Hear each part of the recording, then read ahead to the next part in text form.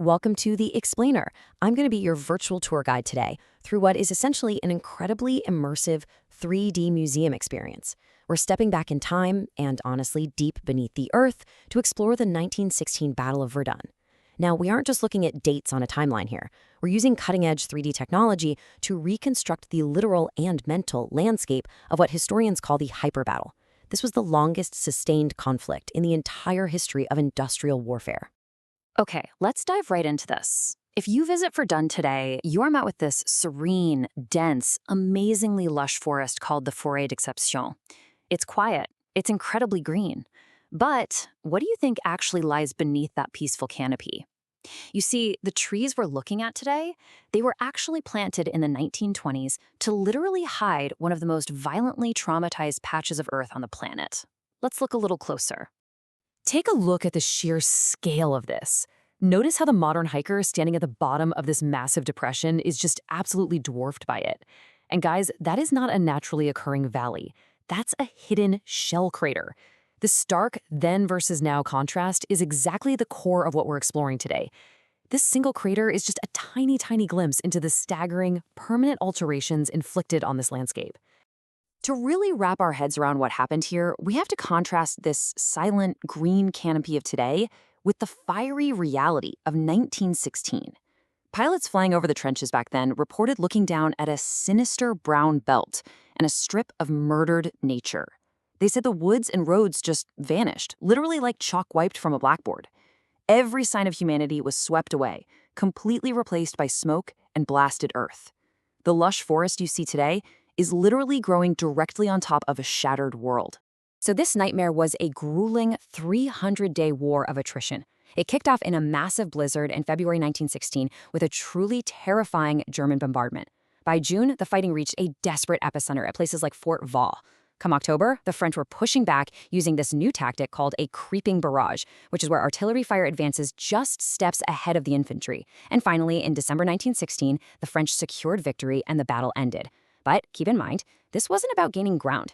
German General Erich von Falkenhayn's stated strategy was pure attrition. His goal was, in his own words, to bleed the French army white. Now, what's really interesting about this data is the terrifying material superiority the Germans launched under Operation Judgment. It's almost hard to fathom. In February 1916, the German Fifth Army brought 540 heavy artillery pieces. The French Second Army, roughly 270. In light and field guns, it was 660 against barely 100. And they unleashed 1 million soldiers onto about 200,000 sparse French defenders. This massive disparity was designed for one thing: rapid, total demoralization. And that material advantage translated into a jaw-dropping reality: 40 million. That is the lowest, most conservative estimate of artillery shells fired over the 10 months of this battle. Some estimates actually push that number closer to 60 million. We're talking about an average of 92 to 138 shells detonating every single minute, day and night, for 300 days straight. It was an unprecedented, deafening density of high explosives. It was enough to fundamentally reorganize the Earth itself. So why Verdun? Geographically, Verdun was what military strategists call a salient. Basically, a bulge protruding deep into enemy territory, meaning it was surrounded on 3 sides by German positions. This made it wildly vulnerable to concentrated artillery fire from multiple angles. On top of that, its primary logistical rail lines had either been cut or were under constant German fire. It was a tactical trap. But because Verdun was this storied citadel of national pride, the French were completely compelled to defend it at all costs.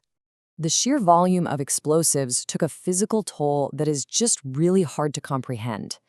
The ferocity of the artillery fire was so intense on a hill known as Le Mort Homme, or the Dead Man, that its summit was literally blasted away. It permanently reduced the mountain's height by 10 full meters. So the soldiers weren't just fighting an enemy army. They were basically enduring a continuous, catastrophic geographical event. To plunge us right into the mental landscape of the soldiers, listen to this quote from French Major Roman in June 1916. He wrote about the constant unearthing of corpses by artillery shells, noting, "One gets acclimatized to this spectacle. One can bear the horrible odor of this charnel house in which one lives, but one's joie de vivre will be eternally poisoned by it." Modern museums in Verdun actually use augmented reality today to recreate this exact subterranean nightmare, putting you right in that crushing, claustrophobic reality of living inside a mass grave. Descending into the earth beneath this topography, we find that the defense of Verdun relied heavily on an incredible network of mutually supporting fortresses, the most notable ones being Fort Douaumont and Fort Vaux. And these weren't just surface bunkers, right? These were massive underground cities embedded deep into the landscape, engineered specifically to withstand the constant, pounding artillery fire raging up above.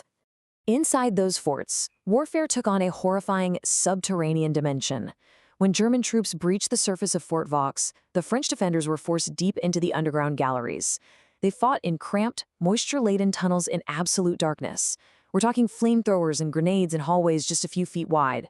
They suffered an agonizing lack of water. It was a shared crucible of boredom, extreme fear, and intense pride among the French soldiers, who were affectionately known as the Poilus. So how on earth did the defense survive this onslaught? Well, through an absolute miracle of logistics along a single secondary road that became known as the Voie Sacrée, or the Sacred Way. This was the literal engine of survival.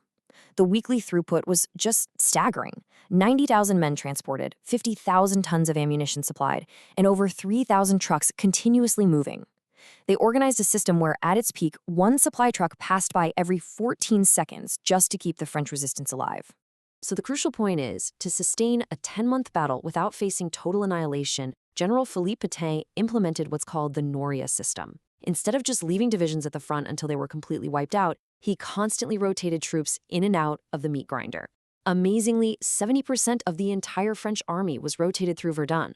This brilliant, yet deeply tragic logistical system essentially distributed the extreme trauma of the hyperbattle across the entire nation.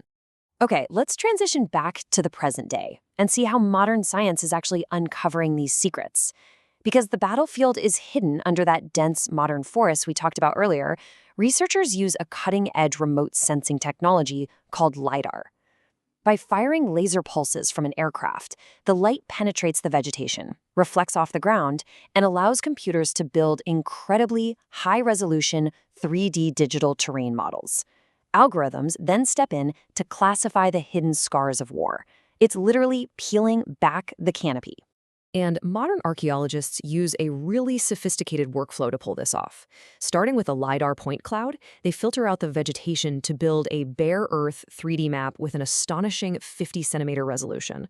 Automated algorithms then isolate and map hundreds of thousands of individual craters and trenches. You're left with this flawless, multidimensional reconstruction of a completely shattered world. This intense 3D mapping has led researchers to rely on a specific scientific term: polymoforms. Polymoforms are landforms generated directly by military activities that permanently alter the Earth's surface. We're talking about the shell craters, the dugouts, the trenches. At Verdun, the 1916 soldiers and their artillery functioned as profound geomorphological drivers. They were effectively and violently earth movers, reshaping the physical geography forever. And this brilliantly illustrates how, when isolated by the computer, advanced algorithms can classify the exact 3D geometry of this destruction into distinct shapes. The progression goes from single craters to overlapping double and triple craters, all the way to the highly geometric, human-made outlines of rectangular and semicircular dugouts and shelters. It's essentially a precise taxonomy of destruction. Plotting these shapes reveals a spatial reality that is just staggering. Every distinct color and circle you see here represents an actual impact crater or shelter hidden beneath the trees right now. The research identified over 1 million individual landforms in just this study area alone. In some zones, the terrain is so saturated that shell holes just endlessly overlap other shell holes. There's almost no original ground left. Let's move to the next visual and see how this builds a picture of human survival. While crater density naturally peaks out in no man's land, the topography reveals dead angles hidden right in the ravines. Soldiers purposely dug their shelters into these reverse slopes, basically the blind spots, to survive the relentless artillery fire pouring in from above. The physical geography dictated exactly where men huddled to stay alive. Our tour concludes with a sobering look at the eternal legacy of this battle, the Zone Rouge, or Red Zone. After the war, massive swaths of this land were deemed permanently uninhabitable due to unexploded ordnance and extreme heavy metal poisoning in the soil. There are villages of shadows here, entire towns wiped off the map, marked today only by white posts among the trees. And standing over it all is the Douaumont ossuary, a solemn monument holding the bones of 130,000 unidentified soldiers. The poisoned, shattered land itself remains the ultimate monument. Which leaves us with a profound question. Now that the last veterans of this conflict have passed away, we rely entirely on this 3D digital palimpsest, these LiDAR maps, virtual museum exhibits, and reconstructed archives. So are these technological tools enough to preserve the mental landscape of 1916? They reveal the immense, terrifying cost of the hyperbattle, for sure.